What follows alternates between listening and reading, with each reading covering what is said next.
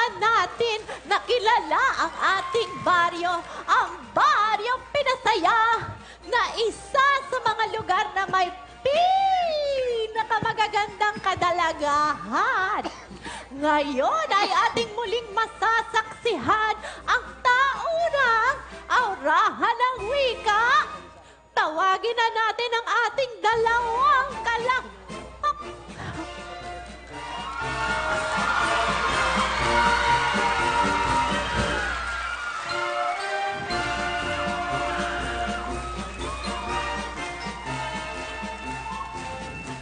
At ngayon naman ay tatawagin ko na ang ating mutyang kanilang aaurahan. Mga minamahal kong kabaryo, bigyan natin ng masigabong palakpakan ang ating mutya ngayong aurahan ng wika, si Binibining Mariang Bungad.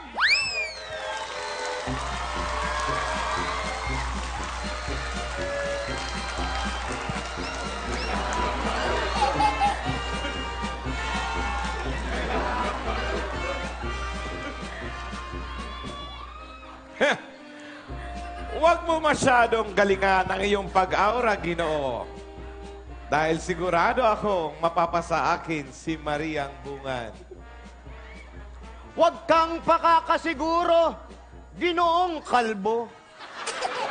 Dahil pag nakita ko ng ating binibining ito, walang humpay, sigurado ako'y kanyang pipiliin. Mga Ginoo, kayo ba'y handa na sa pag-aura? Opo!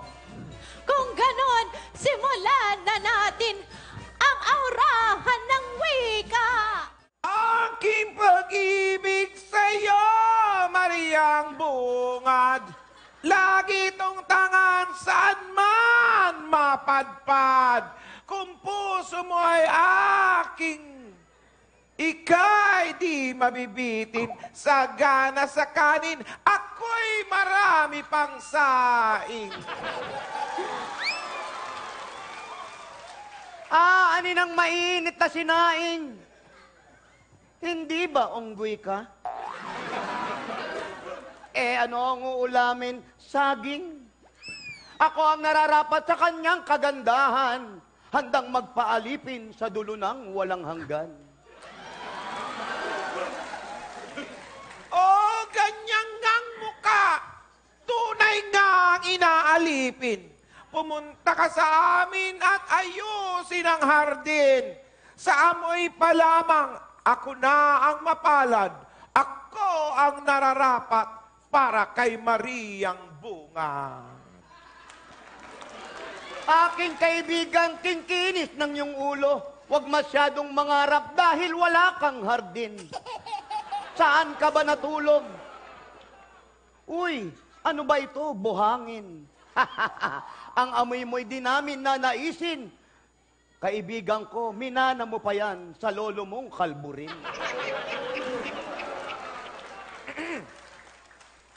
Huwag puro salita!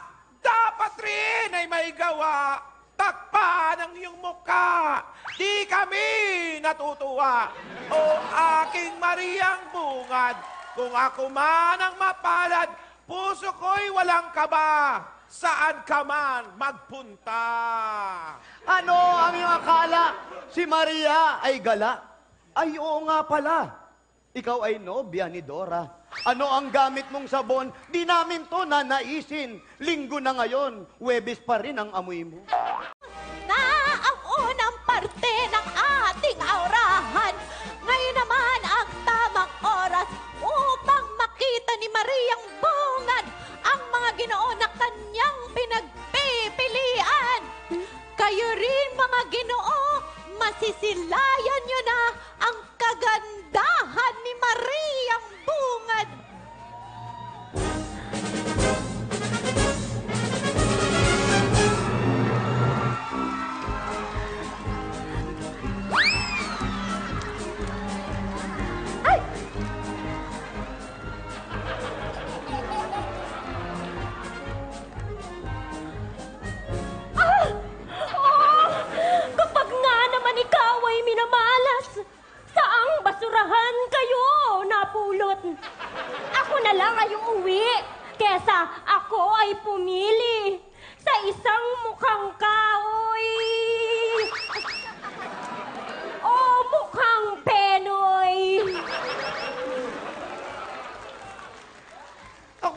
nahihiya sa iyong kagandahan. Pwe! Di ko inaakalang ganyan aking masasaksihan. Kaibigan kong tunay, kagwapuhan mo'y kayo'y bagay. Ako'y natutuwa, ang sarap niyong sagasaan.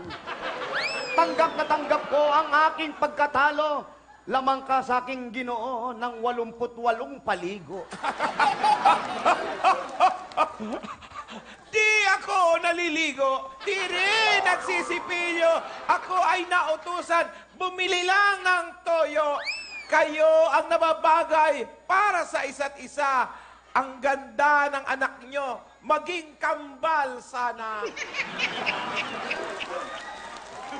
Kung ang babae at binibinong ito ang magiging ina ng anak ko, siguro ay magpapatiwakal na lang ako.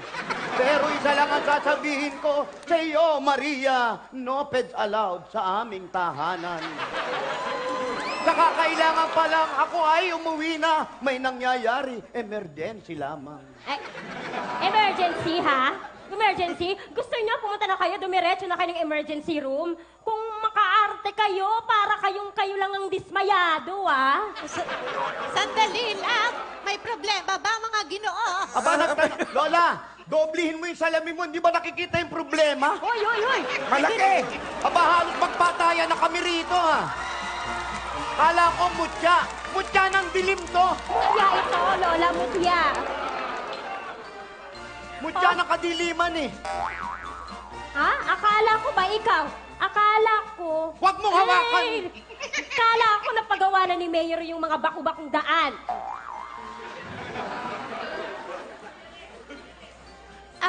Siguro, Ginoo, sandali lang, saan ka pupunta? Mali po pala itong nasalihan ko. Doon pala po ako sa agawan ng buko sasali. Ha? Anong agawang buko? Ayoko nun. Ayoko ng agawang buko. Gusto ko, pukpukan. Ang palayok. Ako ang papalo. Ikaw ang papaluin ko.